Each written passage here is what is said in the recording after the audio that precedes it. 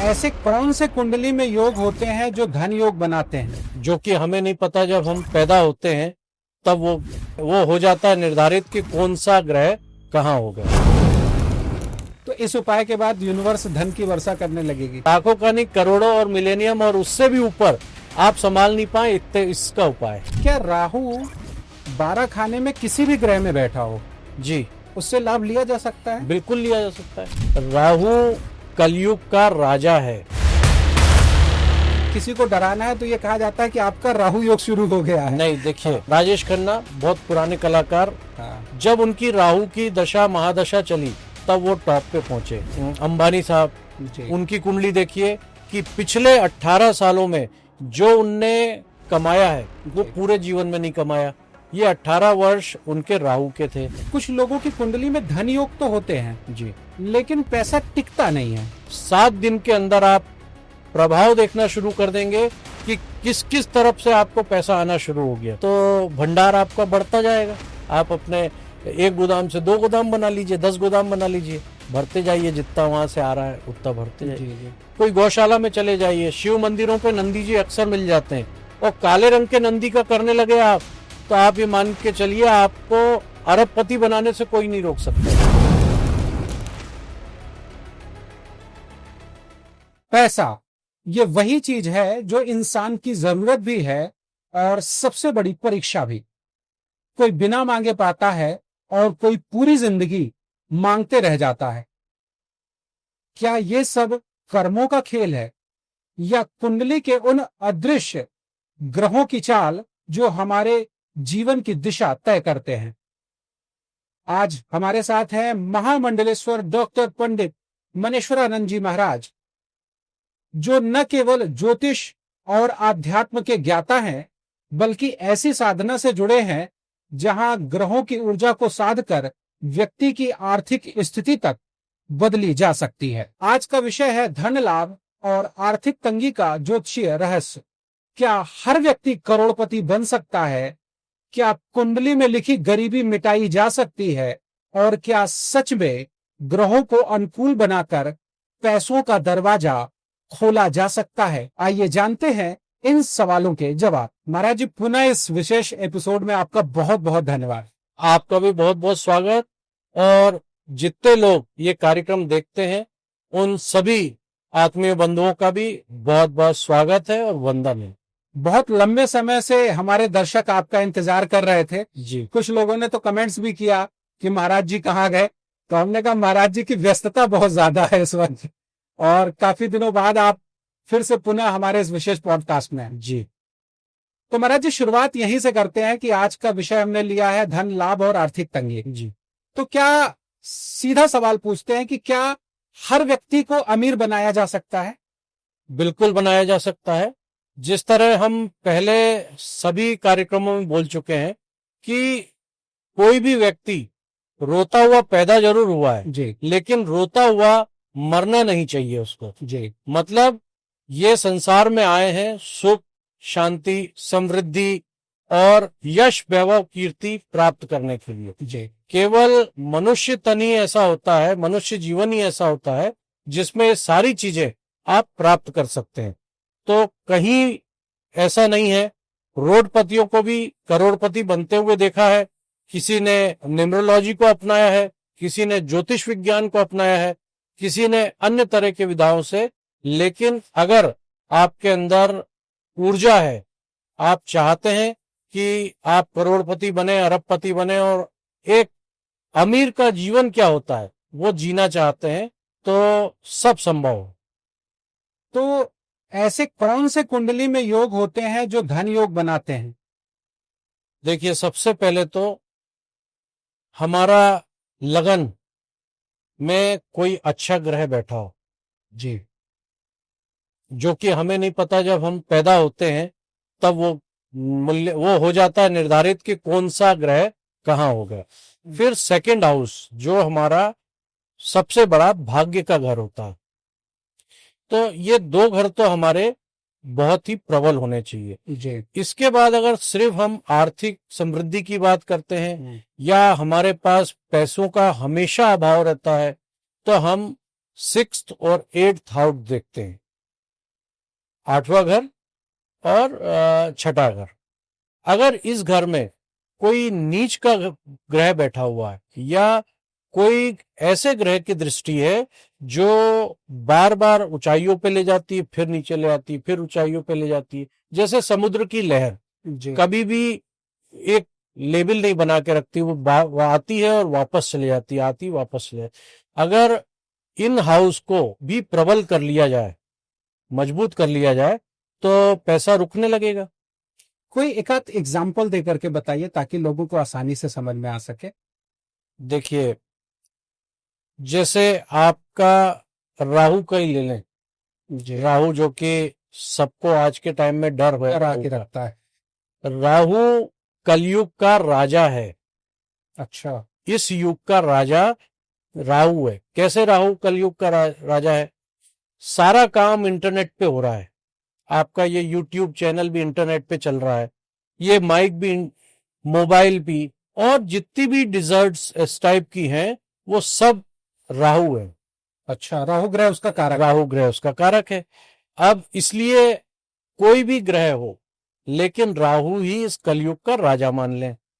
अब राहु से डर लग रहा है लोगों को, तो जब आपको राजा से डर लग रहा है तो आप कैसे वो होंगे? राजा से तो दोस्ती करेंगे, तब आपको राजमहल में कोई ना कोई पद मिलेगा, तो आपको उससे दोस्ती करना होगी।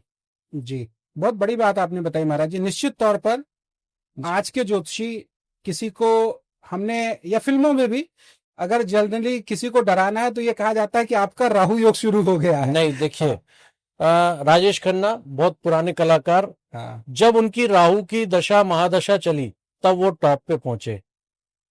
बच्चन जी, जब उनकी राहु की दशा चली तब वो कर्जे से जो फंस गए थे उससे बाहर आए।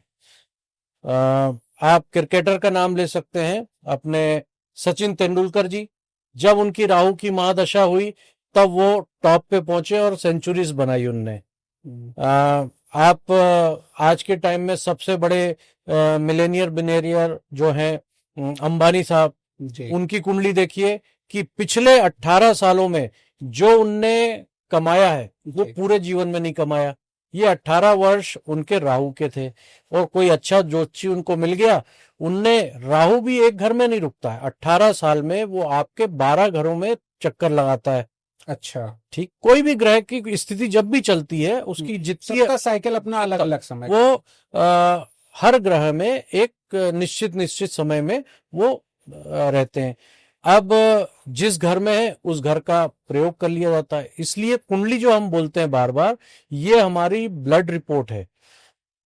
कुंडली के अनुसार अगर हम चेक करते रहें कि हर साल हमारे ग्रहों की स्थिति कहाँ बदल रही है, उसके अनुरूप हम अगर कोई प्रयोग करते रहें तो करोड़पति बन जाएंगे। तो एक चीज और समझना चाहूंगा मैं आपसे कि क्या राहु 12 खाने में किसी भी ग्रह में बैठा हो, जी, उससे लाभ लिया जा सकता है? बिल्कुल लिया जा सकता है। शनि से लिया जा सकता है, मंगल से लिया जा सकता है। अब जैसे मंगल की अगर दशा, महादशा, अंतरदशा है तो लोग डरते हैं कि मंगलिक है, ये है, वो है।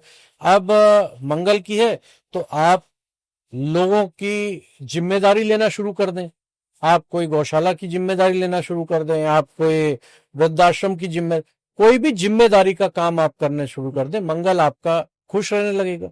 अब मंगल, मान लीजिए कोई ऐसे घर में जा रहा है कि वहां शुक्र का घर है वो, और मंगल जब घूमेगा तो उस घर में भी जाएगा, तो हो सकता है हानि कराए, क्योंकि शुक्र वैभव विलास है और मंगल आग है। तो आग को मिलाने के लिए हमें कुछ अच्छे प्रयोग कर लें तो वो घर हमारा दूषित होने से बच जाता है। कहते हैं कि शुक्र और गुरु को ही ज्यादातर हमने देखा है धन और पद लाभ का जो है संयोजक माना गया है। जी, ऐसे में आप बता रहे हैं कि राहु की भी अपनी बहुत बड़ी भूमिका होती है। देखिए, राहु अपने आप में सब कुछ प्रबल है, बना सकता है। राहु इतना दे सकता है। राहु क्या है? सबसे पहले देखिए, सबसे बड़ा होशियार ग्रह राहु है। मैं थोड़ी सी एक पुरानी कथा आपको बहुत शॉर्ट में बताता हूं, जी जो दर्शकों को शायद मालूम हो या ना हो। राहु, जब समुद्र मंथन हुआ तो उसमें से विष भी निकला और अमृत भी निकला। भगवान विष्णु जी ने मोहिनी रूप धारण किया और जितने राक्षस लोग थे उन सबको विष बांटना शुरू कर दिया। उसमें राहु केतु भी, जो इनके पिता थे वो राक्षस थे, तो उसी लाइन में ये थे। तो इनने जब अपनी बुद्धि से, राहु क्या है, बुद्धि है, सर है हमारा, उनने अपनी बुद्धि से देखा कि ये मोहिनी तो ओरिजिनल मोहिनी नहीं है। अच्छा। तो उनने जब ताड़ लिया उसको कि ये तो भगवान विष्णु है, तो वो धीरे से वहां से उठ के आके देवताओं की लाइन में देवताओं का भेष रख के बैठ गए। मतलब चालाकी, चालाक, बिल्कुल। और दिमाग, चालाकी के साथ दिमाग। और उनने इतना समय नहीं दिया भगवान विष्णु को कि अमृत तुमने पान कर लिया, जब तक चंद्रमा और सूर्य ने उनको बताया कि अरे ये तो राक्षस हैं और भेष बदल के बैठे हैं, तब विष्णु जी ने अपना सुदर्शन चक्र निकाला और उनको काटा। लेकिन अमृत उनने चख लिया था, तो उनको देवताओं की श्रेणी में, क्योंकि वो मर नहीं सकते थे, अब और मर कौन नहीं सकता, देवता, तो वो देवताओं की श्रेणी में आ गए। तो आप मानिए कि जो इतनी चालाकी कर सकता है उसके में दिमाग कितना होगा। तो उससे डरना क्या, उसके, हमें राहु की दशा अंतरदशा है, मतलब हमारा दिमाग अब तेज चलेगा जी। ठीक है। अब तेज चलेगा तो वो इनोवेटिव चले, कोई ऊंचाइयों के लिए जाने के लिए चले या गिराने के लिए चले, तो उसका सही उपयोग कर लिया जाए। जी जी। आज आप कोई भी कुंडली उठा के देखिए, 3 दोष उनमें आपको मिलेंगे। राहु की दशा अंतरदशा, क्योंकि मैंने बताया कि कलयुग के राजा हैं जो भी है इस में अभी जन्म ले रहे हैं। दूसरा, राहु का ही दूसरा रूप है ग्रहण योग और पितृ पितृदोष। ठीक। अब राहु का समाधान लोग चाहते हैं घर में करना, तो घर खराब हो जाएगा। तो राहु से डरना नहीं है, राहु को अपने अनुकूल करना है। जी जी जी जी। महाराज जी, ऐसे में बहुत एक सवाल है, जैसे आपने बताया कि लग्न या दूसरा घर देखा जाता है, तो दो व्यक्तियों के लग्न या दूसरे घर का स्वामी एक जैसा हो सकता है, जबकि दोनों का जीवन एक जैसा नहीं होगा। बिल्कुल। तो ऐसे में फिर, या मान लीजिए इसको और एक लेवल ऊपर ले जाते हैं, किसी के पास कुंडली नहीं है, फिर ऐसे में कैसे विश्लेषण करेंगे आप? देखिए, उसकी जो परेशानियां आ रही हैं, ठीक है, उन परेशानियों को सुनते हैं। सुनने के बाद हर ग्रह की तकलीफ अलग अलग होती है। जी।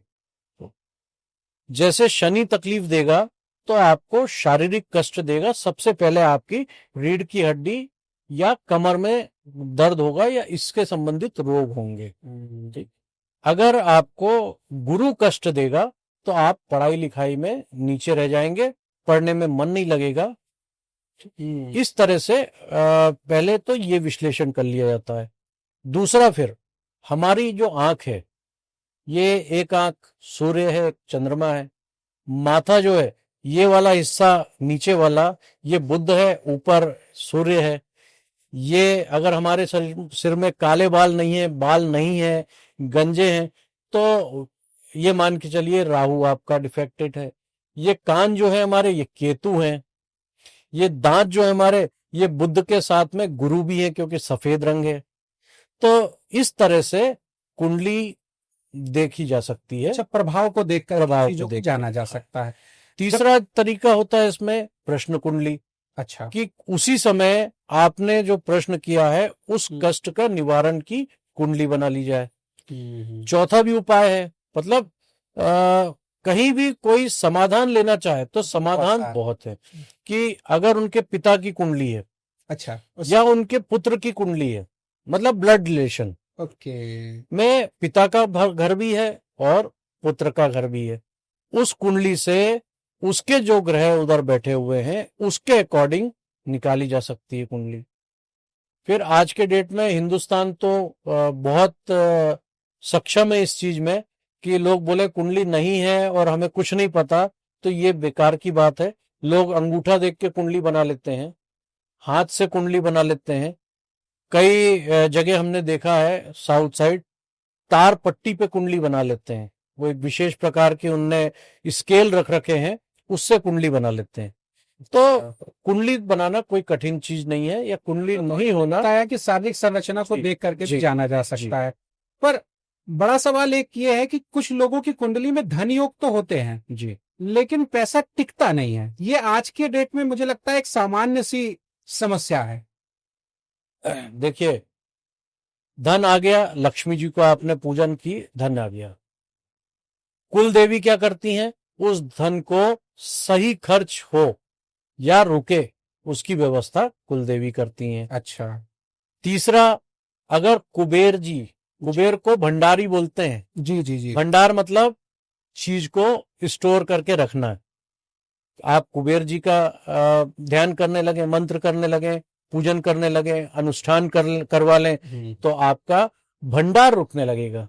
अच्छा। हम कमाते खूब है, लक्ष्मी चंचल है, सबसे पहले बोला गया है। आपने बताया अभी ठीक? था जी। लक्ष्मी आती हैं और वो रास्ता चाहिए उनको जाने का, क्योंकि आएगी नहीं तो जाएगी, नहीं तो आएगी कैसे? तो मार्ग चाहिए उनको। ठीक।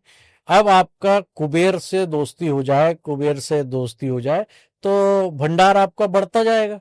आप अपने एक गोदाम से 2 गोदाम बना लीजिए, 10 गोदाम बना लीजिए, भरते जाइए, जितना वहां से आ रहा है उतना भरते जाइए। जी जी। कुल देवी हमारी बहुत जरूरी है, जो इसमें मीडिएटर का काम करती हैं कि खर्च को रोकना या सही जगह इन्वेस्टमेंट करना। जब अच्छा। पैसा आ गया तो उसको 4-6 जगह कुंडली देख के खर्च को डिवाइड कर दीजिए। कई लोग उसको रोक देते हैं कि ले जाके लॉकर में रख दिया, अब वो चीज रुक गई वहां, अब वो बढ़ेगी नहीं। लॉकर में कोई ऐसी विधि नहीं है कि वो बढ़ना है। वो लॉकर से एक चीज मुझे याद आया महाराज जी, मैं यहाँ पर आपको टोक रहा हूँ, फिर इसको कंटिन्यू जी। करेंगे कि कई लोगों को हम देखते हैं, जैसे घर की महिलाएं किसी बरनी में पैसा रख दी, जी अलमारी में किसी कपड़े में छिपा के जी। पैसा रख दिए, तो क्या इस तरीके से पैसा रखना उचित है? देखिए, पहले कोई पैसे रखने की व्यवस्थाएं नहीं थी, हाँ।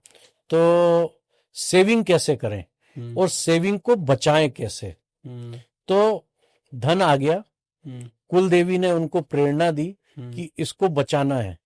वो बचाने के लिए ये मार्ग बनाए गए थे और उन मार्गों के द्वारा उसको बहुत सारी जगह, ये भी आप ध्यान से देखिए कि वो महिलाएं पुराने जमाने की एक ही जगह नहीं रखती थी, हाँ, अलग अलग अलग अलग जगह रखती थी।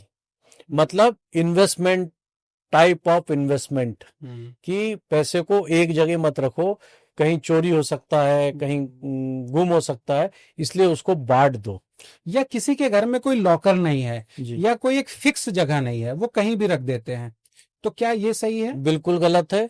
घर के अंदर तिजोरी होना बहुत आवश्यक है। अगर आप पैसा चाहते हैं रोकना है तो तिजोरी बहुत आवश्यक है, उत्तर दिशा की तरफ उसकी मुख होना चाहिए, और उसके अंदर जो विशेष चीज रखने की है वो 5 चीज हमेशा रखनी चाहिए, तब तिजोरी आपकी पूरा फल देगी। क्या है वो 5 चीज? जैसे हम लोगों को अभिमंत्रित करके देते हैं, एक कुबेर पोटली है, धनलक्ष्मी पोटली है। इसके अलावा लोग घर पे भी बना सकते हैं इसको।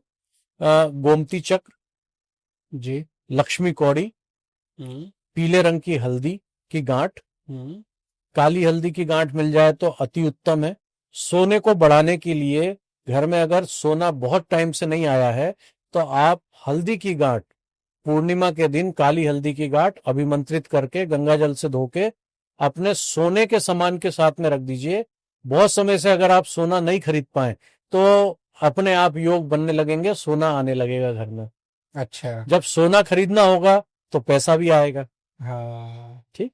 तो बहुत ही चमत्कारी होती है काली हल्दी, इसको अभिमंत्रित किया जाता है। साथ ही महाराज जी, कुछ लोगों में हम देखते हैं कि एक साइकिल सा बन जाता है कि पैसा आता है, फिर नुकसान होता है, फिर आता है, फिर नुकसान होता है। तो इस तरीके से अगर कहें तो वो आर्थिक संकट से जूझते रहते हैं, या एक समय के बाद वो साइकिल चलती रहती है। तो ऐसे लोगों को क्या करना चाहिए या किन ग्रहों पर ध्यान देना चाहिए? देखिए, उनको 11th हाउस, जो केतु का अपना परमानेंट घर है, उसको प्रबल करना चाहिए। दूसरा, उसको सबसे ज्यादा जरूरी है कि घर की उत्तर दिशा बिल्कुल साफ सुथरी रखे। ठीक। साथ ही साथ उसको अपने ऊपर राहु, ये राहु है, छत के ऊपर कभी भी सड़ा गला खराब सामान वो ना इस्तेमाल करे, ना रखे। हाँ। ठीक। और दूसरा सबसे बड़ा जो अहम चीज मैं आपको बता रहा हूं, जो कुंडली के अलावा आप कर सकते हैं, अगर आपके यहाँ कोई सफाई कर्मचारी आ रहा, आपका कर्मचारी नहीं, कोई साफ सफाई वाला कर्मचारी आ रहा है, उसको खुश रखें। अच्छा। कभी उसको फल दे दिया, कभी उसको मिठाई दे दी, कभी पैसे दे दिए, कभी कपड़े दे दिए। कपड़े देते टाइम नमक से धुले हुए कपड़े देना चाहिए, अच्छा। नहीं तो आपका ऑरा भी साथ में चला जाएगा। ओके। क्योंकि कई बार मैंने बोला है कि दान करना और मदद करना दो अलग चीजें हैं। हम कई बार आज के टाइम में कि पूजन घर में करवाया पंडित जी से, या कोई अच्छा काम हुआ तो हमको दान करना है। अब लोग थोड़ा सा एक्स्ट्रा स्मार्ट जो हो गए हैं कि दान करना है तो उनने बोला ठीक है ऑफिस जाते टाइम मैं भिखारियों को दे दूंगा, तो आपने उस दान का अपमान कर दिया। अच्छा। ये मदद है, भिखारियों को आप दीजिए, कोई मनाही नहीं है, गरीब व्यक्ति को दीजिए, मदद करिए, ये मदद है। लेकिन दान जो करना है वो ब्राह्मण को करना है, अपने से ऊपर करना है, अपने से। अब कन्यादान जब पिता करता है तो लड़की को वो नीचे नहीं, लड़की को वो ऊपर दान करता है। उस समय ये माना जाता है जो लड़का है वो विष्णु है, उसको दान कर रहा है अपनी बेटी को। ठीक, तो दान का महत्व लोग नहीं समझ रहे हैं और गलत तरह से दान कर देते हैं, गलत वस्तु का दान कर देते हैं और परेशान होते हैं। पूर्व में आप बता भी चुके हैं जी कि अगर आप शुक्र की चीजों का दान कर रहे हैं तो आप अपना सर्वनाश कर। बिल्कुल। अब जैसे मैं कई बार बोलता हूं कि एक चाल चल गई है कि गौ माता को हाँ। चारा खिलाना जी। या रोटी खिलाना, बहुत अच्छी बात है, खिलाना चाहिए। गौ माता इस पूरे विश्व की कल्याणकारी से बड़ी, उनसे बड़ी कोई चीज नहीं है। सारे देवी देवताओं का उनके अंदर वास है और ऐसा कई जगह मैंने शास्त्रों में पढ़ा है, जिस दिन गौ माता का क्षीण हो गया उस दिन ये धरती खत्म हो जाएगी। अच्छा। लेकिन नंदी जी कहाँ है? किसके साथ में है नंदी जी? उनके साथ में है जो अजन्म है, अजन्मा है, और जिसका इस लोक से लेके सारे लोकों में वास है। शिव जी के साथ में नंदी महाराज रहते हैं। आप नंदी की सेवा करना शुरू कर दीजिए, आपका पैसा रुकना शुरू हो जाएगा। चमत्कार है, कोई भी कर ले। अच्छा। नंदी जी नहीं मिले आपको, कोई गौशाला में चले जाइए, शिव मंदिरों पे नंदी जी अक्सर मिल जाते हैं। और काले रंग के नंदी का करने लगे आप, तो आप ये मान के चलिए आपको अरबपति बनाने से कोई नहीं रोक सकता। आप कुछ मत कीजिए, केवल नंदी जी की सेवा कीजिए। और क्या सेवा करना है? रोटी के अलावा उनको दूध से बनी हुई चीज खिलाइए, उनको भिगोए हुए चने खिलाइए। अब जैसे हम बताते हैं कि दान क्या है, मतलब किसको किस चीज को प्रसन्न करना। हर देवी देवताओं के भोग अलग अलग होते हैं। आप नंदी जी को इस टाइप की चीजें खिलाना शुरू कर दीजिए, आप देखिए कितना प्रबल हो जाएगा आपका भाग्य कि आपको कुछ करने की आवश्यकता नहीं। ये रेमेडी मैं नंदी जी वाली जब बहुत बड़ी कोई काउंसलिंग लेता हूं उसमें ये प्रयोग बताता हूं। जी जी जी। और आप देख लीजिए पूरे कहीं पे भी ये प्रयोग आज तक ना किसी ने बताया है, ना किसी ने सार्वजनिक किया इस प्रयोग। महाराज जी, निश्चित तौर पर जब आप हमें बताते जाते हैं तो मैं उनमें डूबता जाता हूं और हमारे सवाल भी लंबे होते जाते हैं। लेकिन यहाँ ये समझना चाहेंगे कि आपने अब तक लाखों की संख्या में लोगों को लाभ प्रदान किया है, लेकिन धन लाभ के लिए आपने किसी ऐसे व्यक्ति को कोई उपाय करवाया हो और बिल्कुल चमत्कारिक परिवर्तन दिखा हो? देखिए बहुत सारे मेरे शिष्य हैं जो पूरे दुनिया में कुछ लॉटरी का काम करते थे, कुछ अच्छे बड़े बार या इस टाइप के उनके क्लब्स थे, शेयर मार्केट का बहुत बड़ा कारोबार था। तो उनके लिए मैंने ये उनको प्रयोग करवाया था कि जिसका 7 दिन के अंदर उनको बहुत अच्छा रिजल्ट मिला। अच्छा। और आज वो करोड़पति नहीं, अरबपति और जहां पहले उनके पास एक छोटी सी गाड़ी हुआ करती थी, आज उनके पास गाड़ियों का काफिला है। मैं नाम इसलिए नहीं लेना चाहूंगा कि कई बार ऐसा हो जाता है कि उन क्लाइंट को थोड़ा सा लगता है कि हमारे प्रयोग दूसरों को बताएगा। लेकिन अगर आप भी चाहें और इस किसी भी फील्ड में हो, जो आप लगता है कि आपकी एम्बिशन तो है, लेकिन वो मुंगेरी लाल के सपने नहीं है। हाँ ठीक है, जी, एम्बिशंस होना और मुंगेरी लाल के सपने होना अलग दोनों अलग अलग चीज चीजें है। हैं, बिल्कुल। अगर आप चाहते हैं कि हम वाकई एक ऊंचाइयों पे जाना चाहते हैं, और तो आप बहुत अच्छा कार्य करें। एक काले कपड़े में 8 नारियल बांधें, 8 लौंग रखें, उसको अपने ऊपर से 8 बार वामाव्रत उल्टा एंटी क्लॉक उतारें और बहते हुए जल में डाल दें। 7 दिन के अंदर आप प्रभाव देखना शुरू कर देंगे कि किस किस तरफ से आपको पैसा आना शुरू हो गया। ये वही उपाय है जिसके द्वारा लोग मल्टी मिलेनियर जी जी जी।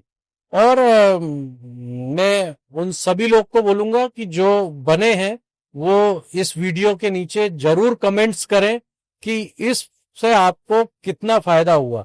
मैं चाहता हूं, जो मैं धन कुबेर योजना की बात करता हूं, कि पूरा भारत वापस सोने की चिड़िया बने। सोने की चिड़िया कब बनेगा? जब प्रत्येक व्यक्ति धन कुबेर होगा, धन की उसके पास प्रचुरता होगी, दरिद्रता नहीं होगी, तो ही हम अपने देश को धन कुबेर बना पाएंगे, सोने की चिड़िया बना पाएंगे। और विश्व गुरु तभी बनेगा जब संपन्नता होगी। जब संपन्न नहीं है तो काहे कैसे विश्व गुरु बनेगा? जी जी। इसलिए आप ये जो प्रयोग है आप जरूर करें। कुंडली का विश्लेषण अवश्य करें, जिससे कि आपको अपने आने वाले समय में क्या होने वाला है, क्या अच्छा क्या बुरा और किसको संभाला जा सकता है, वो सारी चीजें आपको समझ में आ सके। तो महाराज जी, ये जो आपने उपाय बताए हैं, ये वही उपाय हैं जिन उपाय से आपने लोगों को मल्टी मिलेनियर बनाया है? मल्टी बिलियनियर नहीं, मैंने उनको अरब खरब और कई सारी बिल्डिंगों का मालिक बनाया है। और यही उपाय है जो मैं बहुत खास कंसल्टेंसी में देता हूं, और ये मैं आज आपको सार्वजनिक रूप से आपके माध्यम से, आस्तिक मीडिया के माध्यम से आप तक दे रहा हूं। तो ये कह सकते हैं एक शब्द में कि ये लाखों का उपाय है जो आज आपने हमारे दर्शकों को। करोड़ों का उपाय है। अच्छा, लाखों का नहीं, करोड़ों और मिलेनियम और उससे भी ऊपर आप संभाल नहीं पाए इतने इसका उपाय है। तो इस उपाय के बाद यूनिवर्स धन की वर्षा करने लगेगी? यूनिवर्स तो ऑब्वियस देने के लिए बैठा हुआ है। उसने कोई चेक नहीं मांगा है, उसने कोई लिमिट नहीं बांधी है बैंक सरी के कि इतना ही कर्ज मिलेगा आपकी बैलेंस शीट देख के। वो तो देने के लिए बैठा हुआ है, आप लेने के लिए तैयार तो होइए। बहुत बहुत धन्यवाद। हम आपके तहे दिल से आभारी हैं कि हर बार आकर के आप हमारे पॉडकास्ट में कुछ ऐसा दे जाते हैं जो हमारे दर्शकों के लिए रोचक भी होता है और लाभकारी भी होता है। आपका भी बहुत बहुत आभार, धन्यवाद। और मेरे सभी आत्मीय बंधुओं का बहुत बहुत आभार। आप जुड़े रहें और अपने आप को समृद्ध बनाते रहें। बहुत बहुत धन्यवाद महाराज जी। साथ ही हम अपने दर्शकों का भी धन्यवाद ज्ञापित करना चाहेंगे, जो हमें इतना सारा प्यार देते हैं, हमें लाइक करते हैं, हमारी इस वीडियोस को शेयर करते हैं।